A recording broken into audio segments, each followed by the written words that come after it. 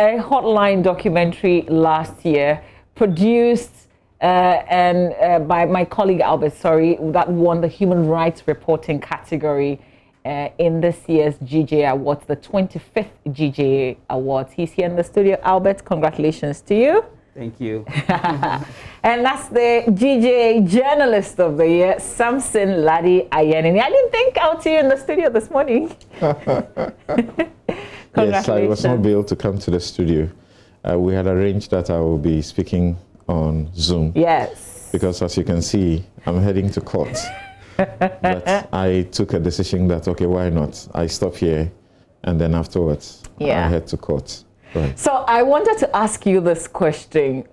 Tell us the story that specifically brought you into this area of journalism, because a lot of people know you as a lawyer. Okay. So, like I said on the night, I didn't set out to do this job, like be a journalist. Not at all. After leaving University of Ghana, I finished my undergraduate program in the 2002-2003 academic year, and Charles Van Dyke here at Joy FM Multimedia was around the campus sometime in 2001, and I was doing a program as a student leader, and he approached me and said, "Would you like to do radio?"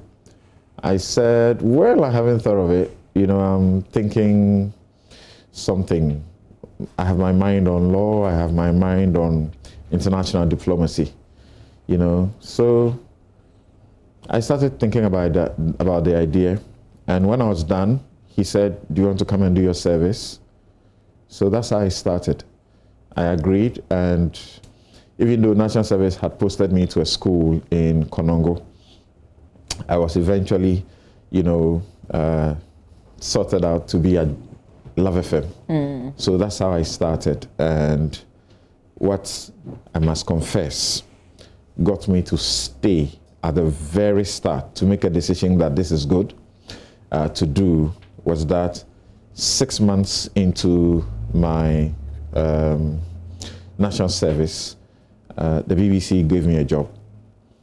And you would know that that meant something, looking at my financial background at the time.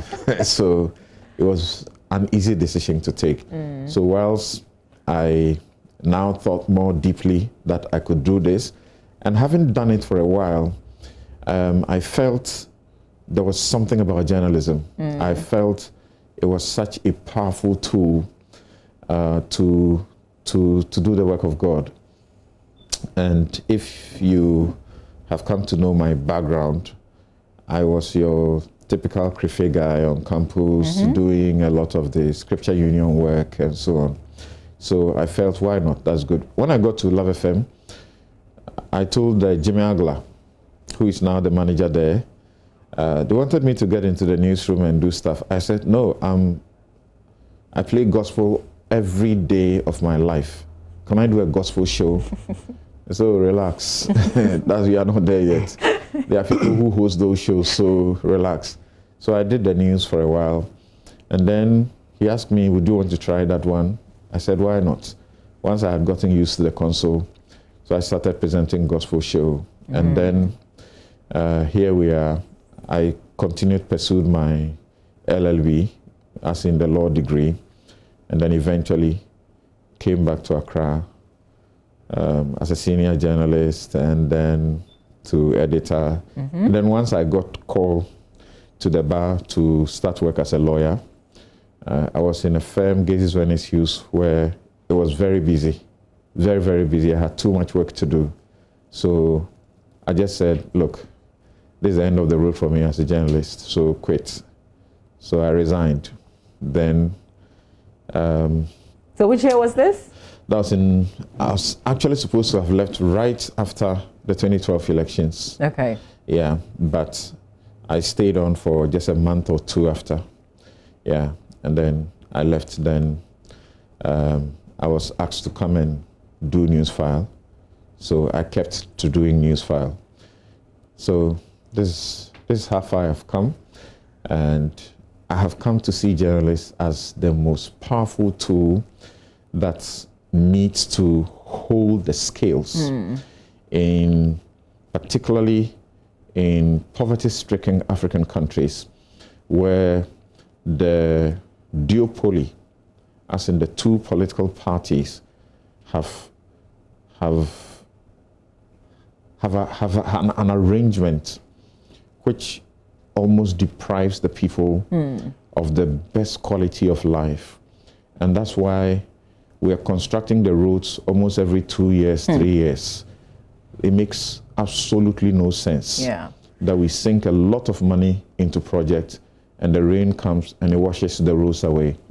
So the reason I still stay in the job is because I can make that kind of impact. Great. I want to come to you, Albert. So you filed this for the awards. This was a hotline documentary you did in 2019, but you did other stories in 2019. So why did you put in this particular documentary? I think this one was one of the best jobs I did in 2019. I had filed a number of stories which were good enough. But, you know, with the GJA, you are limited to submitting just about 2 stories, a maximum of 2 in each category, and a total of 2 categories, you know. So I selected this one, and then one other series I did on the One Village, One Dam, which, you know, I submitted for the agric reporting category. So, yeah, this one was the one that won the award. You know, usually we talk on Zoom. Yeah. But anytime you've had to come here, it's because of an award. I think so. Yeah, the last time I was here was in 2017 when at the West Africa Media Conference, an awards program. There was an SDGs reporting category, which I also submitted a story, which won me the second prize. You know, so yeah. Yeah. Let's talk about your base, because you're obviously not here in Accra. Tell us where you report from, the peculiar circumstances under which you've had to do your job over the years. When sorry, when I started working for Joy FM in 2011, right after school, at the time they hadn't started JoyNews, so the work was all about looking for news where it was, or anytime something was breaking, you had to go there. But before immediately after I left school, I did attachment with a TV station, so I liked the TV work. So when JoyNews started and they wanted me to double and do the TV work, what I started looking for was for peculiar stories in the Upper East region. And in my region, you have situations where people, you know, some people are suffering. There are a lot of human interest stories, you know. So one of the things that I wanted to do was to tell stories about the Upper East region as much as possible. So I started doing a lot of features from time to time, and I realized that people were responding positively to my features, so I just stuck with that. So what I do is, as much as possible every year, if I can produce one documentary, I do it, but if I can't, I do a lot of long news features as much as possible. Yeah, and you do great with that. Thank you, though. 2 weeks ago, you gave us a very touching story of a couple adopting children from mentally challenged parents. And when I did that interaction with them live on the show, I mean, it had an impact on me directly. So thank you for what you do.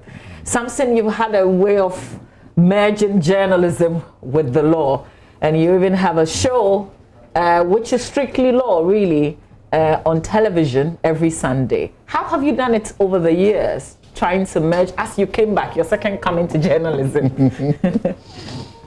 Okay, so I must confess, I don't know how I do it, but somehow God gets me waking up and just doing it, because I have a very busy life as a lawyer. that one, it's really busy. And yet, to be able to host that platform, Newsfile, you must tune in, you must be tuned in to what goes on in the country. So almost every day, what it means is that you must be up to speed with what is going on. People who are affected by some of the stories, particularly political actors or government or appointees, public office holders, will want to grab hold of you and explain or get you to appreciate their story, because there's a story about them or about their ministry or about their work, and that can take a lot. But again, like the law show, sometimes my wife produces me. Okay, so I'm fortunate to have a wife who is a lawyer. So all I need is, I say, I'm treating this subject this week. And do you pay her as a producer? What can you do? I think the pay the pay is reflected in what we share commonly. Yeah. So sometimes she will do the production, and she just drops me the research work, and I read over it. And again, in my law firm, we are 5 lawyers. I have juniors who are very good. So once in a while, I can ask one of them, can you look up this subject for me? So they will do the research work, go through the various laws you need to know, the various legal authorities that the courts have, pronounced on the specific subject. So it makes it also a lot easier. Yeah, but I must do much of the work. Doing my take, for example, is not easy. Yeah. Yeah, which I have now titled Anyenini Legal Light, because I have to take a situation that is current in the country, and then look at the legal angle of it to seek to educate people. So if people are talking about contempt and they don't seem to really appreciate what is going on in the courtroom, then I have to do that. And when I'm doing that, it means if you're talking law, there are how many lawyers in the country? And there are very good lawyers around town. So you must be sure what you're doing is uptight, if you like. So that means the things I know, there are times I can wake up in the morning because I have been very busy the whole Friday preparing for Newsfile. So I wake up in the morning, it's in the morning that I get ready to come to Newsfile that I write the take. And it may come easy. Sometimes I may have to do a whole lot of research and put it together in a way that the ordinary person can appreciate. So it's been a lot of work. It's been a lot of work, but it does not affect my work as a lawyer. I only dedicate Fridays to sit and go through all that I need to go through as far as, documentations and, everything that I need to do for the show is concerned. But I'm tuned in every day. Of course, around this time, I would have watched your show, and then if time is up for us to go to court, then we move out. But as you would know, often I'm watching your show. Yes, sir. Right. I'll come to some of the interesting stories with Newsfile over the years, because you've handled this for a very long time, really. Right. You've been on the show for a very long time. So I came to Accra to join the news team here in 2008, just when I was entering the law school. So I was given the opportunity to host 1 or 2 programs. We were doing Ghana Decides, Cal to 4. Then subsequently, Akwesi Sapong had to leave for the BBC. And Kofi also said, you have to do the Newsfile. Truth be told, I pleaded to be not to be made to sit in there for some other reasons. you know, but I had to start it. So I did Newsfile for a while, and then I stayed back. And that was a personal reason. I needed to stay back for a while, particularly doing this job with law school. It's not easy. Yep. And I was editing for Joy News can be crazy, very crazy. And I was the afternoon shift person. Editor. I go to law school, then I come back, I come to Joy in the afternoon, I do my work. I'll leave the newsroom about 11, 12 and drive all the way to Rees Junction, if you know Adenta area. So that was quite a lot, you know. Yes, but I've tried to do the best I can in the circumstance. I see Albert nodding. Albert, I mean, that's our senior. Is there anything that you want to ask him? Coincidentally, when I was schooling at the AUCC, I was living in this hostel. He probably doesn't remember when you were, I think, in the final phases of your law school. Yeah. You had to pitch at the hostel for a while. So, right. you know, it was a very... so I had a not home. so nice place, but I had a home. Yeah, I know. Yeah, I know. You don't need to mention the hostel. This is a hostel in the middle of, if you like, Rollins Park area. Okay. Look at it that way. All right. And sometimes the stench that can come out of places to that place was very terrible. And I had a home, but the study of the law can be crazy. So I felt I needed to do away with the comfort at home. So I actually went and paid for that hostel. And I think so you could be closer to school? Yes, very close to school, but put me in a situation where I don't come home and I feel like putting on the TV, put on radio, or do all these other things. Yeah. Or some friends want to visit and all of that. You are in a hostel where you are sleeping on a bunk bed, you know, 4 people or more. Did you share a room with him? No, but one of my close friends at the hostel lived in his room. Okay. So I was always in the room most of the time. Okay. Right. I didn't know that our paths will cross eventually. You know, so I look at him today and, you know, having to live in a place like that to achieve what he has achieved today. And, you know, I'm just inspired. And for people like us, we look up to him, you know. So that's what I just wanted to say. Thanks for those kind words. Albert, I think I ask you this question each time something of this nature comes up. What are you going to be doing from here? I'll go back home and I'll continue with telling stories from the Upper East region. Because of the nature of my stories, I tend to get a lot of calls because of similar stories. So I'll continue with that. I have a private multimedia business that I run on the side. Okay, great. Which, you know, I do videos. I have clients I do videos for and all of that. So I'll continue with that, and, you know, I'll go to school some more. Yeah.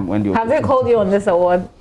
The people in your hometown? Of course, a lot of people are calling me and, you know, sending me messages on Facebook, on WhatsApp, because this is not actually the first time I have filed for a GJA award. I've been filing since 2016, and this is the first one I have won. So normally, yes, I won the regional one. I won one award at the regional awards last year, but this is the first one I've won at the national level. So people usually would ask when the GJA Awards come and go and I don't win, they're asking what is happening. So for a lot of people, they're happy for me that I finally... So there will be a party when you get back home? I'm not much of a party person, but I'm sure I'll sit with a few friends to celebrate. Yeah. Let's speak to another colleague of ours, Nancy Fajradosi, sanitation and hygiene reporting. That category she won following her exploits on the Joy Clean Ghana campaign. Nancy Fajradosi, good morning to you.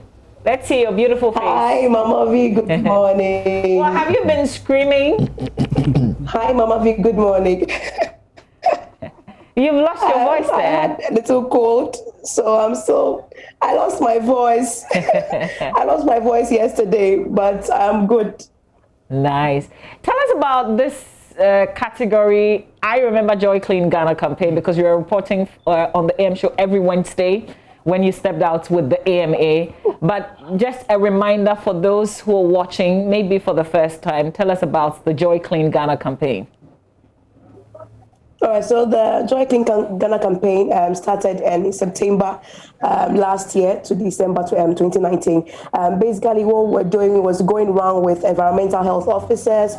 So we had Mr. Asitanga, and also we had Madam Florence Kuchi, who was the Director of Public Health at the Accra Metropolitan Assembly. So we were going to various places. We went to homes, we went to eateries, we went to schools, just to find out the sanitation situation there and do more of education. And throughout the period, Mama, we were able to achieve a lot of things. We were able to, at least the Tuesday markets, I really remember, we went back 2-3 weeks later, and the situation in the markets had improved, and so that was a big feat that we achieved. We also had people, go to homes and they've been able to put on new toilet facilities because some people were still using the old one that had been banned.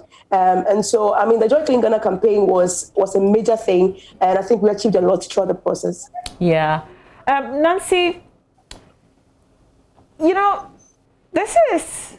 How do I even put it? Because should I tell the people that you're on a different course, something else is happening because they haven't seen you in a very long time? Do you want to tell them where you've been? Otherwise, let me change the question if you're not comfortable with that. I am. I think after Saturday's event, I had a lot of people asking me where I've been. Because it's been a while they heard my voice on radio and seeing me on TV. So I think this is a good opportunity to maybe say it. But I mean, during my time here, somewhere in June, I applied for a journalism fellowship with Massey College, which is also part of the University of Toronto. And I was picked to do this fellowship. And so I'm actually on a steady leave.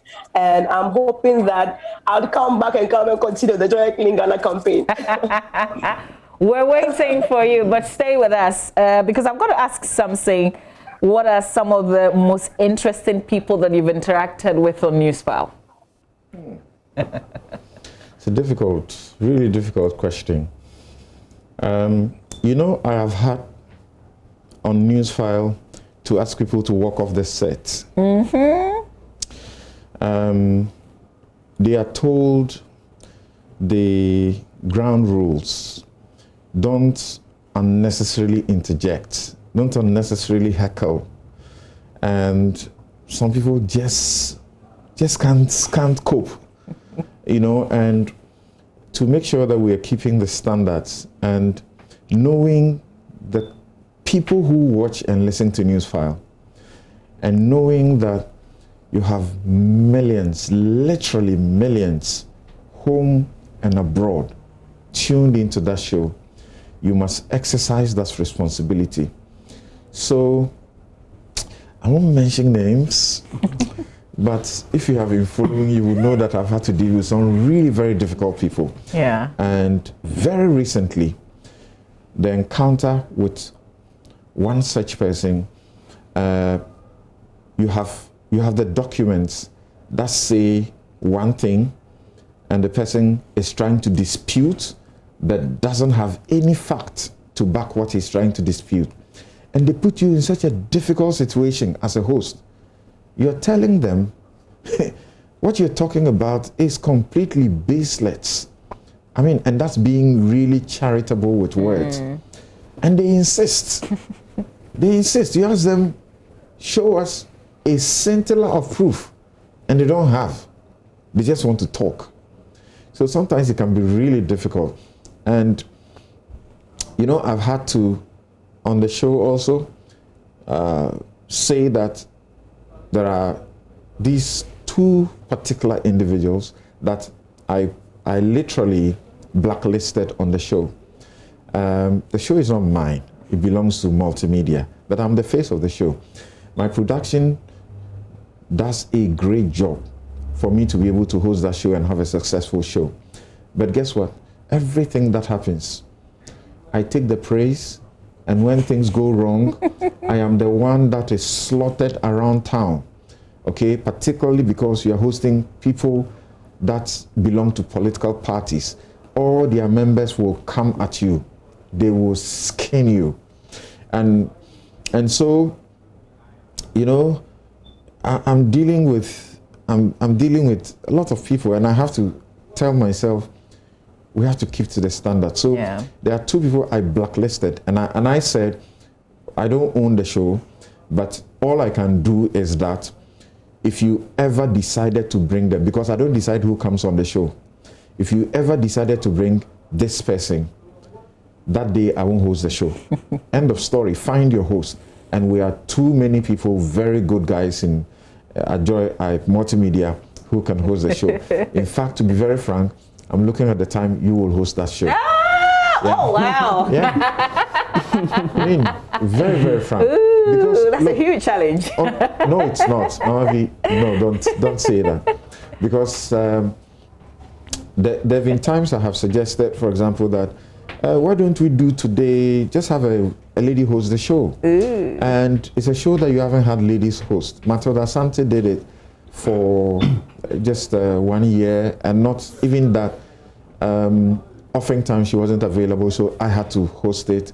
Kuku Sechiado did the same thing right around the time. I like to have women on the show, and I try, my producers, every day we fight. I'm like, where is the woman? 3 guys, 4 guys. Yeah. Where are the women? Meanwhile, we have a population that is more women than men. And if it comes to shaping the views of the people for elections, the registration we just did has revealed that we have more women going to the polls than men. So if it will take, you know, a woman hosted, I'll be so happy. I'll start training. I should be coming every Saturday so I can learn from you. So Albert, what's the latest piece that you're working on right now? Are you working on any hotline? I traveled to Ouagadougou earlier in the week to do a story about Ghanaian traders who are exporting plantain to that part of Africa. Plantain? Yes, to Burkina Faso. Okay. You know. And the story is that in Burkina Faso, they don't grow plantain because of their climate. So they buy from Ghana, they buy from Ivory Coast. Now, Ghanaians have to take the advantage and send our plantain, they sell for them and all of that. But there are some challenges. So that's the story. Let me not give too much of it. I see that you're eyeing this agri category, Pa. So it's coincidence. Sometimes, just like I was saying, because people watch the stories you do, some opportunities like this come and they ask you that, you know, we think you are the person to go and do it. So, So let me ask, who inspires you? A lot of people. When I came to Joy FM, I watched a lot of people. But let me say that the person who taught me how to write my first lead was Jojo Kobna. Oh, okay. And I met Jojo at TV3 then when I had just finished school and I was doing internship there. When I went there, I told them, I'm coming to do the internship because I want to go home and be your correspondent. So they asked me to work with Jojo because of the kind of stories he did. So I would say that Jojo was the first person who inspired me. Okay. I watched people like Justice Beidou, you know, and a host of other people, you know. And I watched the BBC and CNN a lot, and I pick a lot of cues from them. So along the line, I had to also teach myself how to edit, how to shoot, because as a correspondent, sometimes you have to work all by yourself. So I would say that the journey has been interesting, I would say. And when I look back, I realized that over the time, I've managed to teach a lot of things that, you know, I didn't learn from school. I didn't learn from anybody else. I just use YouTube videos, internet search, try and error, and there are a lot of things I can do for myself today. Great, good to know. Nancy, let me ask, who inspires you? Mama, so I remember growing up, I used to really watch Oprah, the Oprah Winfrey Show. Okay. And yes, and that is someone that I really look up to in terms of interviewing, telling stories of people. And then I realized that I found myself in this kind of reporting and telling stories in this way. But I mean, in Ghana, I look up to a lot of people. I mean, growing up, Mama V, I watched you host Today's Woman. I saw a lot of news readers. Emma Morrison, who had a huge impact on my journalism career. And so those are the few people that I look up to, and I'm hoping to do better than them. Nice. I like that. Let me ask something, and then I've got a last one to ask you just before you leave us, Nancy. Something, who are the people that have inspired you? History today. Right. I watch Wolf. Okay. Wolf Blitzer. CNS. I watch him a lot, and I mean a lot. I know at their end, they have tools that make what they do a lot more easier. You know, so that's fine, but they must be people of metal. They must know what they are doing. So if Wolf had to interview a president, he'll interview them at a certain level, not at the level of, I am a small journalist somewhere and quote unquote unnecessary reverence that buries the critical questions that must be asked. And so I followed Larry King big time, read his book that he wrote about this job. But back home in Ghana, some guys made the biggest impact on my life. And the very first is Kweku Sechiado. And Kweku Sechiado mentored me without knowing, because, I mean, I'll listen to Front Page and I won't miss it for anything. I'll join Newsfile then. Never thought that I would be the one hosting it, you know. And then I had the opportunity of having to be practically and physically mentored by Kweku when the BBC opportunity came. And the BBC opportunity was through him. Okay, he's the one who recommended me for that job. And then thereafter, you know, we are all working and we put our stories into the same pool. So I am doing a story in Kumasi, and it's a story that must have a national appeal, represent what is in Ghana. You don't have to be in Accra to do what is about Ghana. So I do, and I put it in the pool, and I know that Kweku would have done something and also put in the pool. So there's a pool, and I have an opportunity to check up what he's done. And I listen to his stuff. You know, he does his journalism very careful about the choice of words, the words he uses. Very, very careful about the words he uses. So I will read him and try to, if you like, copy. Okay. Just that the situations will change. Yeah. Right. So Kweku, you know, formidable impact on my journalism, you know, journey. There are a few others, more particularly PVA and some who I never met. And then the category of the award? That I got to win, who I never met. Okay. You know, and all I can learn from him is reading what he wrote. And his collections have been put together in a book, Going to Town. I read him and I tell myself, okay, so I can literally read each of his takes on my show as my take, and they'll be relevant as they were many years ago when he wrote them. And look, he was this plain talking critical guy. It doesn't matter who you are or what the story is about. He will tell it just as it is. And he won't be bothered about the use of words. If what you have done is plain stupid and you are president, he will say that is what it is.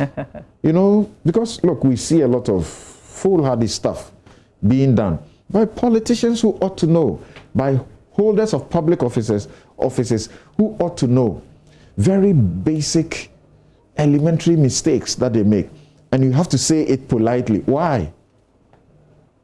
Yeah, so he too has had an impact on me. Nice. And Cabral Blay Ame here, formidable. Right. Great people you've mentioned. Albert, I want to ask you and Nancy. Nancy, if you're still with us, what kind of advice would you give to any young person, or any person for that matter, who wants to consider television journalism?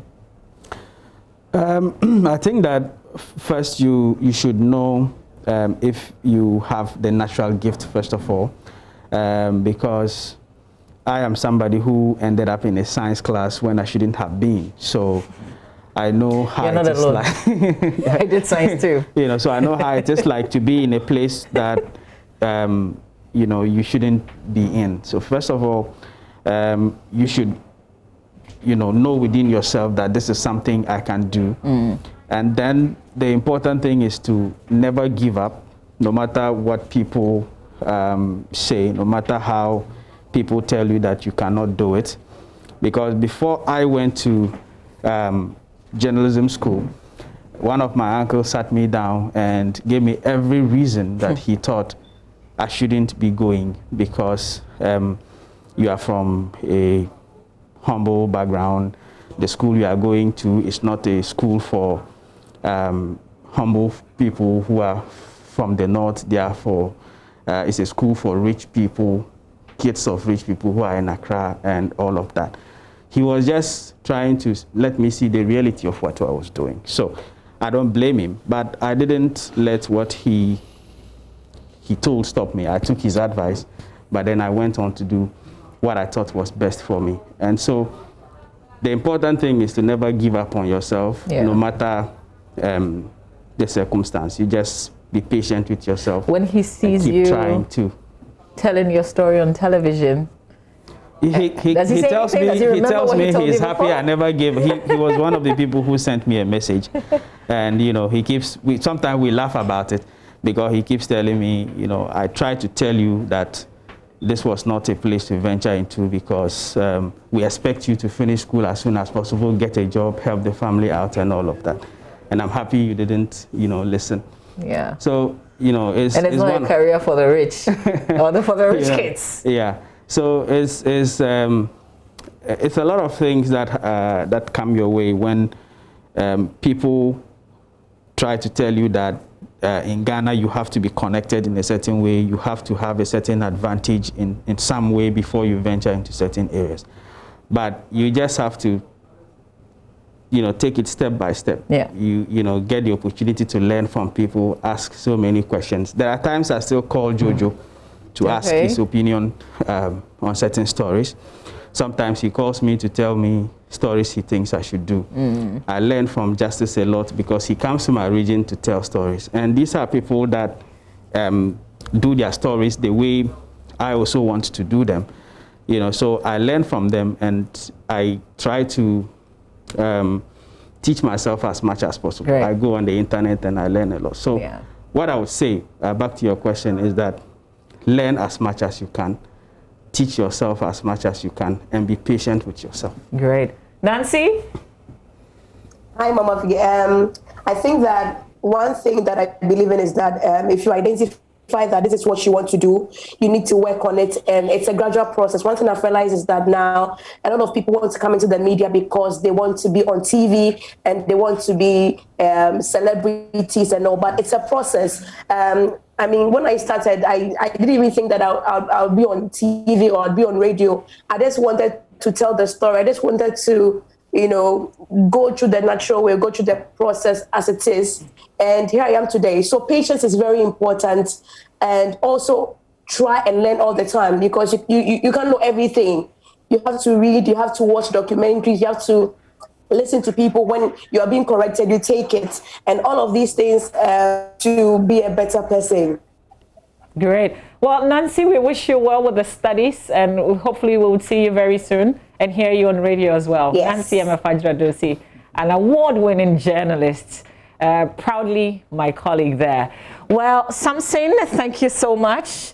Journalist of the Year. There was another category on democracy as well. Listen. Democracy and peace building. Yeah, you've done a lot, and I am happy that on a national level it's been recognized. So we're happy that you're Journalist of the Year. It's a perfect 25th anniversary gift for us as here at Multimedia. Coincidence, yeah. And I almost said that on the night. Yeah. Albert, I am always very proud of you. So congratulations on this award. Thank you very much. And may many more come in the future. Samson's take from next week is going to be on the electoral offenses you mentioned. Yes. And I said to myself when I heard you that we will put it in the form of graphics so we can share on the air show. You know, so watch out for that. You tried to do that for me once, and that was so good, but unfortunately we couldn't keep up with it. Yes. You know, there were times you needed the script early enough, and sometimes, you know, it must come like you want to write music. Yeah. You know, it must flow. So when you are tasking me, that's something I wanted by Thursday, and the thing has not come. It's just, you know. Yeah, so I just have to wait. Yeah. And I'll wait for you to deliver it on Newsfile, and then we'll come and share it on the AM show. All right. Very useful around this period when the election is just around the corner. Thank you, Samson. Thank you, Albert, and thanks to Nancy.